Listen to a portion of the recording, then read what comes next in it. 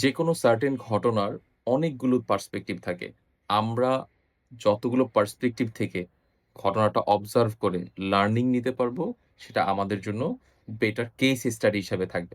For example, আমাদের বাসার নিচে এক ভেলপুরি বিক্রেতা আছেন। উনার ব্যবসাটি হচ্ছে ব্র্যাক ইউনিভার্সিটি কেন্দ্রিক। এবং আমি দেখেছি যে উনি প্রত্যেকদিন সকাল যেদিন ব্র্যাক ইউনিভার্সিটি খোলা থাকে প্রতিদিন সকাল ৯টা থেকে রাত ১০টা-১১টা পর্যন্ত সময় দেয়। এবং একদিন উনার সাথে আলাপ করতে যেয়ে শুনলাম, উনার প্রতিদিনই ১৮-২০,০০০ টাকা পর্যন্ত সেল হয়। তো এখন আমাদের সাথে যেহেতু উনার রেগুলার বেসিস দেখা হয়, আমরা কিন্তু উনাদের কাছ থেকে কিনি এবং ভেলপুরি যে ওখানে দাঁড়ায় খাই সবসময় মানে সবসময় না, মাঝে মাঝে বাসাতেও নিয়ে আসা হয়। আমাদের বাসার মেম্বার কিংবা আপা, লিটন ভাই উনারা হচ্ছে নিয়ে আসেন। এখন পরশুদিন হচ্ছে আমি অফিস থেকে আসার সময় উনাকে বললাম যে, "ভাই ভেলপুরি তো লাগবে।" বলতেছে, "ভাই তাইলে কাউরে পাঠায় দেন।" তো এটা তো সচরাচর আমি করে থাকি। কিন্তু সেদিন কেউ ছিল না। তাই আমি বললাম যে, "ভাই আ কেউ তো নাই মানে এরকম।" তখন উনি বুঝতে পেরে উনি কিন্তু তখনও বানাচ্ছিল। অন্য কাউকে সার্ভ করতেছিল। তো বলল, "ঠিক আছে আমি তাইলে আপনাদের কেয়ারটেকার কে দিয়ে দিব। কেয়ারটেকার পৌঁছে দিবে।" তাই আমি বাসায় আসলাম। আসার পর সেটা রাত ৮:৩০ টার কাহিনী। তো ৮:৩০ পর ৯টা বাজতেছে, ৯:৩০ বাজতেছে। ভেলপুরি কিন্তু আর আসে নাই বাসায়। তা আমি করছি কি আমি মনে বিরক্ত হচ্ছিলাম। যে আচ্ছা আমি তো ডিনার করে হচ্ছে ঘুমায়ে যাবো। ফাইনালি আমি ডিনার করে ফেলি। দেন আমার ছোট মেয়ের সাথে হচ্ছে টাইম পাস করতেছিলাম। এবং মনে আমি একটা ডিসিশন নিয়ে নিছি যে যদি ভেলপুরি নিয়ে আসে আমি হয়তোবা ভেলপুরির টাকা দিয়ে দিব। কিন্তু ভেলপুরিটা নিব না এবং বলব যে আমার খাবার হয়ে গেছে। ঠিক আছে? আমি খেয়ে ফেলছি। তো এরপর আসলো আমাদের কেয়ারটেকার এসে বলল যে, ওই ভেলপুরিওয়ালার আ আইটেম শেষ হয়ে গেছিল। এইজন্য উনারা লেট হইছে। তো এখন দেখেন, এটা বলার কারণে হয়তোবা উনার আইটেম শেষ হয়ে গেছে। হয়তোবা আইটেম শেষ হয় নাই। কিন্তু আমি যে আগে থেকে একটা মেনশন করে ফেলছি যে উনার থেকে নিব না খাবার। আমি তো ফাইনালি নিছি এবং খাইছিও। কিন্তু ব্যাপারটা হচ্ছে এখানে ২ টা অ্যাঙ্গেল আছে। ২ টা অ্যাঙ্গেল যদি আমরা অবজার্ভ করি, দেখবেন যে এখানে আমাদের empathetic অ্যাঙ্গেলটাও রিয়ালাইজ করে ফেলতে পারবো। ২ নাম্বার হচ্ছে যে ব্যবসায়িক দিক থেকে একটা জিনিস রিয়ালাইজেশন করে ফেলতে পারবো। ফার্স্ট অফ অল empathetic দিকটা কি? empathetic দিক হচ্ছে আমি আসার সময় দেখছিলাম যে উনি সারাক্ষণ ব্যস্ত। উনার কিন্তু কোনো মানে পার্টনার নাই, ছোট ছেলেমেয়ে নাই কিংবা এই ডেলিভারি দেওয়ার সার্ভিসটা কিন্তু উনি রাখে নাই। তো উনাকেই কিন্তু সবকিছু করতে হয়। তো সারাক্ষণ যখন একটা মানুষ বানাচ্ছে, উনি আমাদের জন্য বানিয়ে এটা যে আবার দোকানটা রেখে কেয়ারটেকারকে দিয়ে যাবে, এই সুযোগটা হচ্ছিল না। এবং এইটা কিন্তু আপনি একটু ডিপ ডাইভ এ যদি আমি চিন্তা করতাম, আমি কিন্তু এটা মানে বের করে ফেলতে পারতাম এবং ফাইনালি আমি বের করছিও। আমি আমি চিন্তা করে দেখলাম যে উনি তো সারাক্ষণই বানাচ্ছে। তো সারাক্ষণ একটা যখন মানুষ বানায়, তখন উনি কিভাবে সময় পাবে জিনিসটা নিয়ে কেয়ারটেকারকে দেওয়ার জন্য? কারণ উনি তো তখন হচ্ছে সব যখন ফাঁকা হবে, তখন যেয়ে হয়তোবা কাজটা করতে পারবে। এটা করতে হয়তোবা ৯:৩০ কিংবা ১০ টার কাছাকাছি হয়ে গেছে রাত।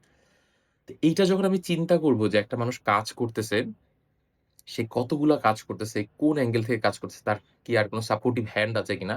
তখন দেখবেন অটোমেটিক্যালি আপনার এই ব্যক্তির প্রতি একটা সদয় কিংবা empathetic ভাইব আসবে। তখন কিন্তু আপনার রাগ লাগবে না। তখন কিন্তু আমার আর মনে হবে না যে, না উনার এই আইটেম নিব না কিংবা উনি একটা বড় কাজ করে ফেলছে, উনি খারাপ কাজ করে ফেলছে। তো আমার কাছে মনে হয় যে এই empathetic দিকটা চিন্তা করলে লাইফের অনেক কিছু অনেক সহজ হয়ে যাবে। যে কেন করতেছেন অপোজিট দিক থেকে। ২ নাম্বার দিক হচ্ছে ব্যবসায়িক দিক দিয়ে যদি চিন্তা করি, এই লোকটার বেশ ভালো একটা প্রসপেক্ট আছে যে বিজনেসটাকে এক্সপান্ড করা। জাস্ট বিকজ অফ উনি একটা ছেলে রাখতে পারতেছে না দেখে উনি ডেলিভারি সার্ভিসটা দিতে পারছে না। এবং যখনই উনি ডিটারমিনেশন নিয়ে নিবে যে, "না আমি এখানে আ সার্ভ করার পাশাপাশি আমি এই এলাকার যত মানুষজন আছে, সবার কাছে আমি ডেলিভারি সার্ভিসটা দিব।" এবং যখন উনি এটা ডিটারমিনেশন করে ফেলবে, উনার ইকোসিস্টেম সেভাবেই কিন্তু চেঞ্জ হয়ে যাবে। উনি তখন হচ্ছে আলাদা ধরেন হোম ডেলিভারি দেওয়া হয়, একটা ব্যানার লাগায় রাখবে। দেন হচ্ছে ফোন নাম্বার দিয়ে রাখবে এবং বাসায় হয়তোবা লিফলেট দিয়ে রাখবে। হ্যাঁ? তো অনেকগুলো অ্যাপ্রোচ তখন চলে আসবে। এবং এখন উনার হয়তোবা ৳১৮,০০০ আসছে। তখন এটার সাথে হয়তোবা এত বেশি না আসলেও দিনে ২-৩,০০০ থেকে ৳৪,০০০ আসবে। তো এই ১৮,০০০ এর সাথে ২-৩,০০০ যখন যুক্ত হবে, এটা যে শুধু একটা আলাদা সেগমেন্ট যুক্ত করে ফেলতেছে না, উনাকে একটা গ্রেটার ওয়েতে চিন্তা করার অপরচুনিটি দিচ্ছে। যে না আমি তো বিজনেসটাকে এভাবে এক্সপান্ড করতে পারি। ঠিক আছে? এভাবে তো আমি জিনিসটাকে নিয়ে আগাইতে পারি। হ্যাঁ? এবং আস্তে, আস্তে তার মানে কি আমি যদি একটা ছেলেকে রেখে এভাবে ডেলিভারি দিতে পারি, দ্যাট মিনস হচ্ছে আমি আরো অন্য ৪ টা ৫ টা ইউনিভার্সিটির সামনে সেইম ভাবে আমি অন্য লোককে দিয়েও এই ভেলপুরি বিক্রি করতে পারি। তো এই যে একটা জিনিস এনেবল করা, এইটা না আমরা অনেক সময় পেরে উঠি না।